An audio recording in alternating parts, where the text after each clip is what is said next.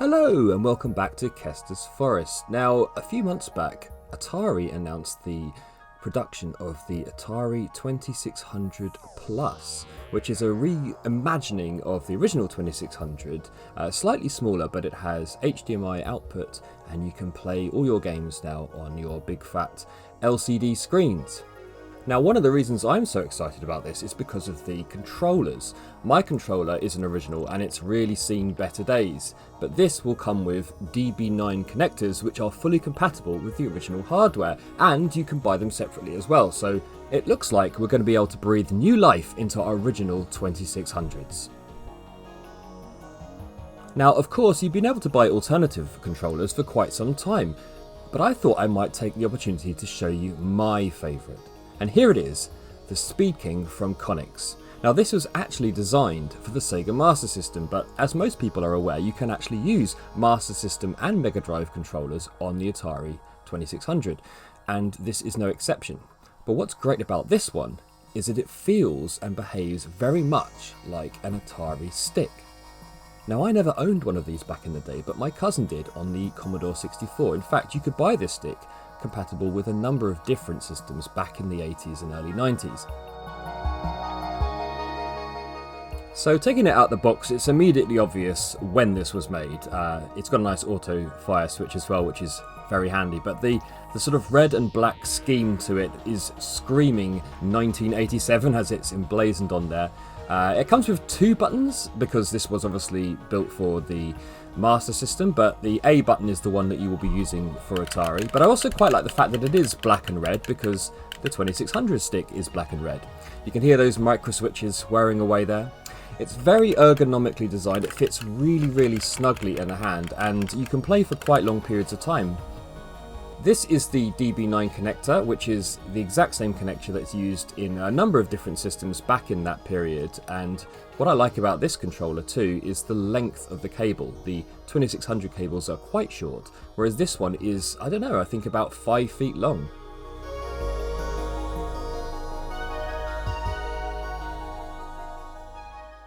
Now, since I've got it out of the box, I thought I might give it a bit of a go, but unfortunately, when I plugged in my Atari, it was dead. And as you can see, it's collected a bit of dust in the cupboard. I don't think I've actually played on it for a couple of years, and these things do need maintenance. So I'm going to have a look at it and see if I can't get it working again. It probably needs a bit of a recap. So yeah, just checking here, the power voltage is reading 9 volts. It's getting in fine, and just checking the switch here, it's not working when off, and when on, yes, we're getting 9 volts there too. We're getting 5 volts here at this point of the capacitor.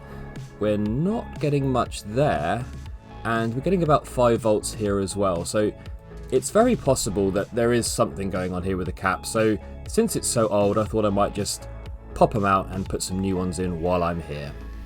Now, these older devices actually use these axial style caps, and although I could probably repurpose some radials for the smaller ones, I needed to order a new one here for this big boy. So in it goes.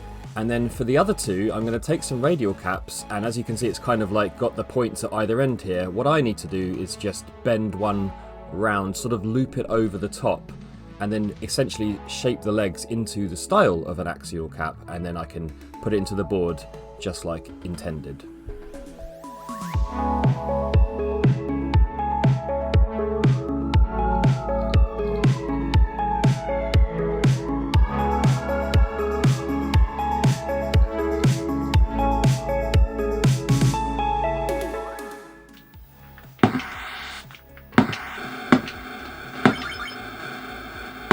Now, as you can hear, this does not sound nice. It's clicking and making a horrible sound every time I click fire. And you may have noticed that this is in fact a modified Atari. I did this a long time ago, and looking back at the schematics and the instructions for the original mod, I think I've actually wired this up incorrectly. This is not where this audio wire is supposed to go. So I've unwired it and I've put it into the correct position. This, by the way, didn't click before, so I don't really know what's changed. But yeah, and I'm going to give this a bit of a clean. This is the adjustment for the RF signal, so I'm just giving it an adjust there to try and tune it in and get the best picture quality that I can. And I'm pretty happy with it now. So yeah, let's put it back together and see how we get on.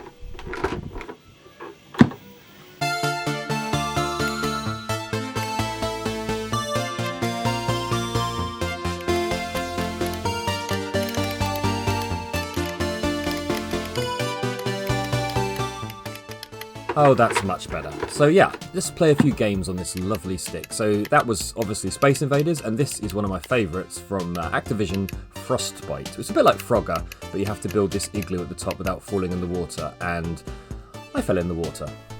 This game here, Vanguard, is a really cool game if you like scrolling shooters. It actually is a horizontal and a vertical shooter, and I love the colours on this game. It's really great. It's quite difficult, and I am quite rubbish, but I do really enjoy it.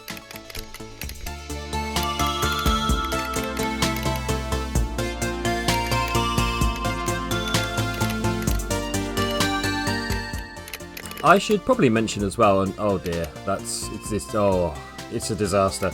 This mod is actually an old RF to AV mod, so the picture you're seeing here is more of an AV output, which is a little bit better than the aerial. There are better mods out there now, I think, but this one's fine.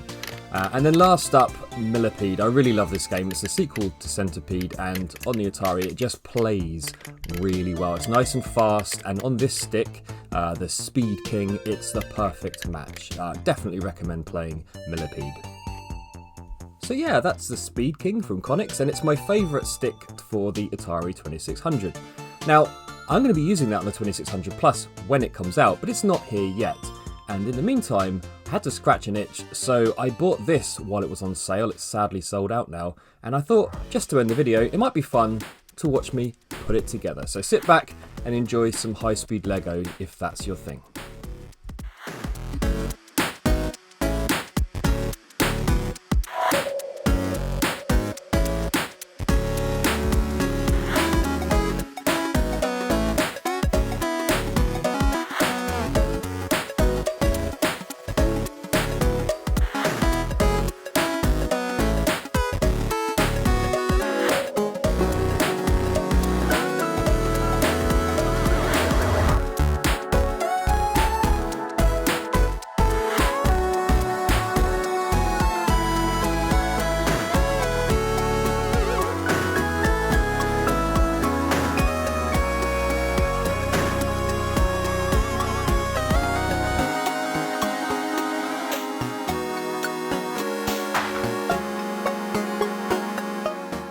So I hope you've enjoyed this Atari 2600 themed episode. I appreciate it's a little bit all over the place, but I'm quite excited about the upcoming release of the 2600 Plus because, you know, I know it's emulation to a degree, but I'm going to be able to play this downstairs with all my old cartridges, and also I'm going to be able to buy new cartridges and play them on my old system. So I'm really happy about the combination there.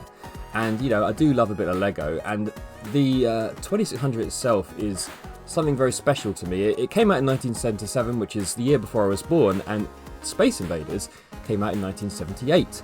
And this was really kind of like synonymous with the 2600. It's one of Atari's most famous games. So yeah, you know, I have a bit of an affinity with it. And as you can see, they've really excelled themselves with this one. The attention to detail, I absolutely love this bedroom scene that they pull out. You just sort of lift it forward and it comes out. So yeah, absolutely love what Lego did here, and I'm really pleased to have managed to get hold of this. It will sit nicely on the shelf next to my Nintendo, and hopefully one day I'll be able to afford the Pac-Man as well.